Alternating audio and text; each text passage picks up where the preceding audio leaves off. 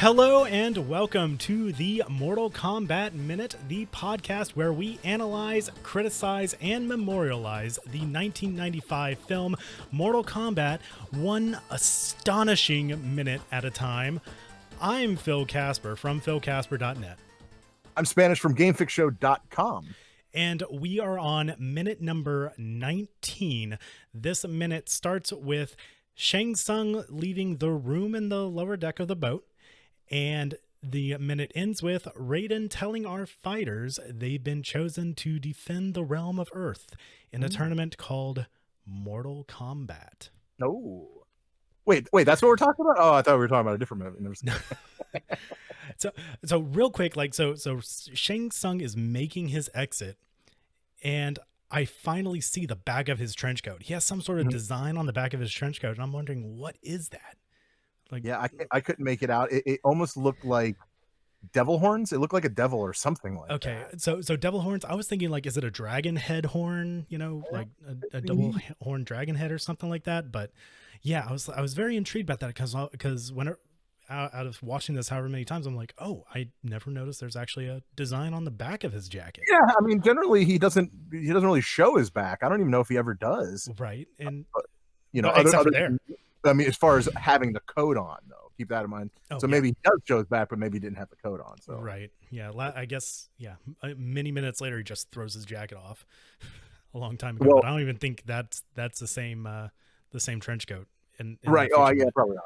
Yeah. Well, we start the minute, like you said, of him leaving the lower deck, if you will, and right before that happened, obviously that's when Rayden came in and did his little electricity thing, and we got rid of the two Scorpion and Sub-Zero.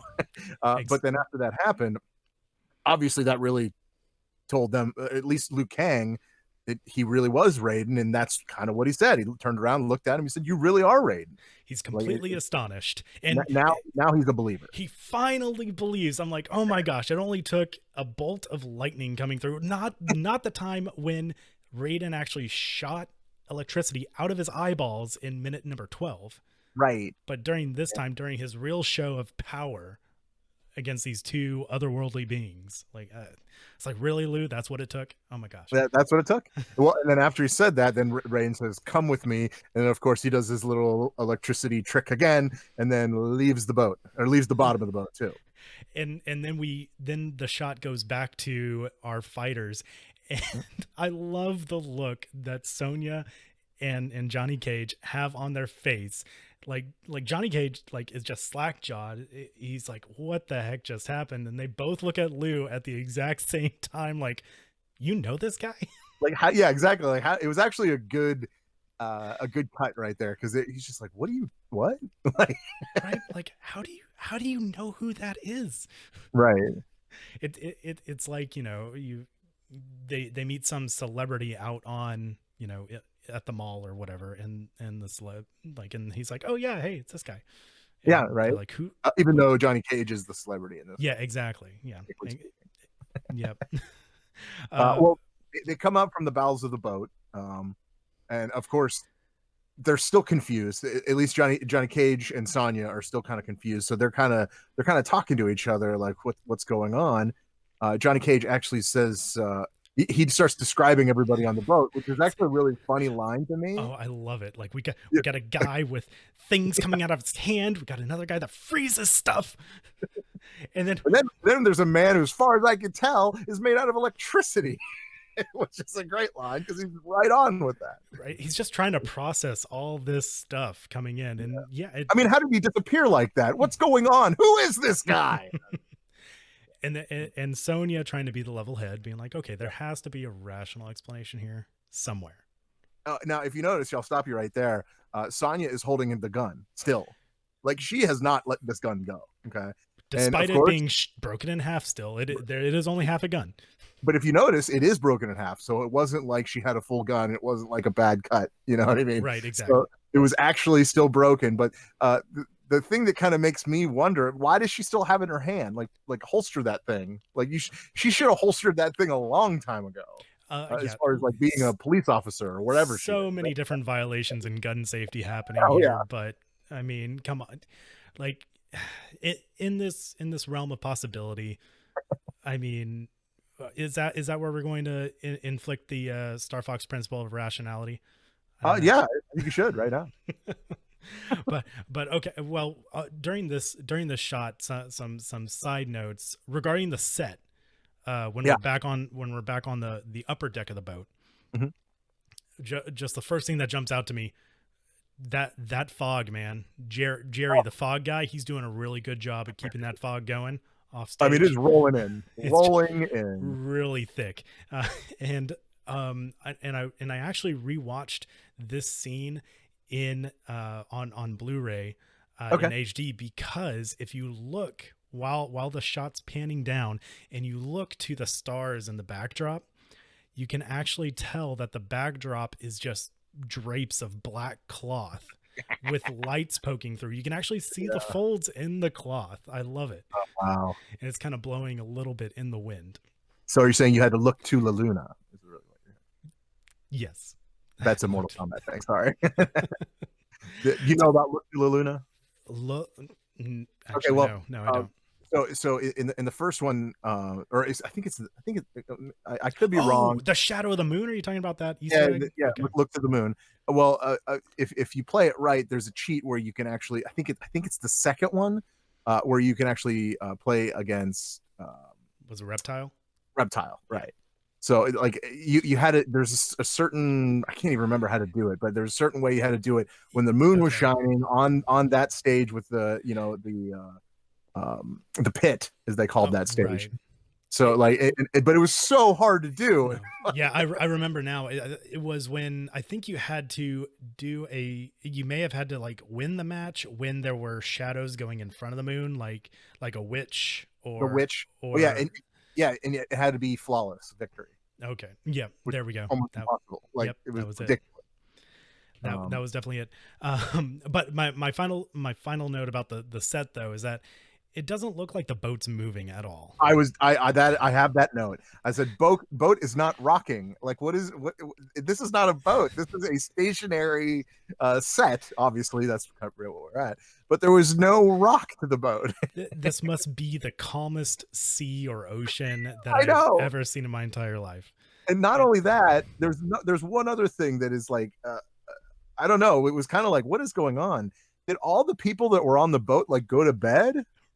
Where did they go? The boat doesn't seem that big. like the lower deck seems bigger than the upper deck. I don't get it. Yeah. But we do get a really good shot of like what else is on the boat though. I like a better look at the hanging lanterns. Yeah. Because in earlier minutes, I thought they were like gourds or something in the background. I thought, oh, those are really cool little gourds. But no, they're actually metallic lanterns that have lights in them. Which flaming light. Yeah, so I like it. Yeah, an actual flame in there. And I really like the sound effects, the soundscaping during this scene, because when I was listening to it, I could hear like the creaking of the boat planks, and I could even hear like the scraping and clanging of metal on metal, implying that the boat's moving, even though it isn't. Even though it wasn't. But I really could appreciate the sound effects, and you can even hear a little bit of soft wind going off in the background with that. Yeah. Oh, well, you can actually see a little bit of the wind. Like you can actually see some of the like the material in the background, kind of like, you can see that there was some kind of movement as far as the wind goes. Right. But of course, once they get up there, we have Johnny Cage saying that rant, like, who is this guy? What's going on? Then Sonya, as you said, then she says, let's think this through. There is a rational explanation for this. And I love this line because Liu Kang is so a matter of fact and so like, oh, he's Rayden, god of lightning and the protector of the realm of Earth. Obviously. And Sonny goes, oh, great. And then Johnny Cage goes, oh, well, there's your rational explanation. Like, what? Yeah, it doesn't matter that I didn't believe myself for the umpteen years of my life beforehand. Right. Like, that's who he is. That's actually who he is. Yeah, that's who we are. And but go ahead. Yeah. And then we have that roll of thunder. Mm-hmm. That comes through. I love that calling card of the thunder that comes through whenever we see Rayden just all of a sudden appear. Yes. And he comes in off screen. He's like, listen. And I love his voice. Yeah. Just he lays on that voice so thick. It like I like it, but at the same time, it's almost bridging comical for me. Well, yeah, because I mean, I think I said before that uh, that Rayden is kind of the comic relief. Like, I mean, there's a little bit of it because like it happens more and more. Even in the next minute, we'll get to that. But like, you know, in this minute, obviously he's very stern. He's very like focused. He needs to tell them the right information. After Cage says, you know, there's a rational explanation. Rayden, oh, you want to say it because you started with listen. I don't have the full quote written I down. have. I'll see if Okay, I can get it. Okay. I will give you the line. You ready? Yeah. Yep. Go ahead. It says, listen, what you are about to face is vastly more important than your ego. And I love how the camera focuses in on Johnny Cage at that point. So because you know who he's talking to. Right. You know what I mean? And then he says, your enemy. And it's a double shot of Sonya and Liu Kang. But if you notice, she's in focus and Liu Kang is not. And then he says, or your quest for revenge. And then she comes out of focus and Liu Kang comes into focus. So I do enjoy that. That is a little part of like cinematography that I really enjoy. That it kind of like it sets the mood, it sets the stage. It's exactly what he's thinking, and without like them explaining, that's exactly who he's talking to. And that was definitely something that I could appreciate as I grew older, because whenever I was younger and I was watching the movie, I'm like, well, and when the shot went to Sonya and Liu Kang, I always like got confused. I'm like, well, your enemy and your quest for revenge could apply to either one of those. So who's he talking to? Yeah, well, that's why you have to pay attention to the actual like, to focus in, focus out. Yeah. But then he finishes with, you have embarked on a sacred mission. You have been chosen to defend the realm of Earth in a tournament called Mortal Kombat. And this is the which kind of sets the stage of the entire movie. Yeah, and this is the first official, I guess, mention of Mortal Kombat aside from the opening. Aside from the opening credits, rather. Yeah, right. Which I don't really count. That's part of a song. That's not part of the dialogue. That's fair. We go. And then of course we have like one smidgen of dialogue from Sonya real quick to cap off the minute. She just gets like one syllable out. Deaf. What's deaf? Deaf. What does that mean? Deafing what? What's going on? Well, I guess we're gonna have, or everyone else is gonna have to wait till minute number 20. Exactly. Yes, they are. But I had one final, like, I guess not. It's not a note pertaining to the scene. Okay. But it is pertaining to the script. I don't know if our listeners really enjoy me bringing up the script that I'm referring to constantly, but I think good. No, I think that gives us a little bit of a little insight on what it could have been. Right. And I think, yeah. I like seeing the differences between the movie and the script, because in the script, there's a kind of a filler scene before we see our combatants come back up to the deck, and it's actually back below deck inside of Shang Tsung's quarters, where he retreats to at the very beginning of this minute. And it has the captain of the ship, and this is why I no, the captain. Yeah, the captain from the previous minute, well, in the script. And also this blows the whole of, in my opinion, of your theory that Shang Tsung is Kano, because Kano is also in Shang Tsung's quarter with Shang Tsung in the script. So that's why I had hard time believing that it, although I can still appreciate the fan theory from the perspective of strictly only the movie. Yeah, you're not talking me into it. Okay. I'll just have to show you the script. Well, no, I honestly, because when it comes to that, it's obvious that every time you bring up the script, the movie itself was different. So that's why I still believe that when if for those that don't know, for when Kano did walk on the ship on the first part, that was not Kano, that was Shang Tsung. And I don't think you're going to talk me out of it. Fair enough. we'll agree to disagree. I mean, if you can get Ed Boon on the show and he tells me no, that was Shang Tsung, I'd be like, okay, then. But other than that, I don't think you can.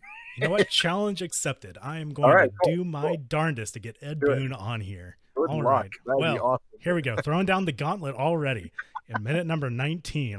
That would be awesome. Yeah, for sure. I got about 81 more minutes to go. Great. Fantastic. We got time. We got plenty of time. Please, Ed Boon, save me. Well, that's all I have on this minute. Yep, this is all I have as well. Yeah, thank you so much for joining us. And once again, I'm Phil Casper. I'm Spanish. And we'll see you next time on the Mortal Kombat Minute.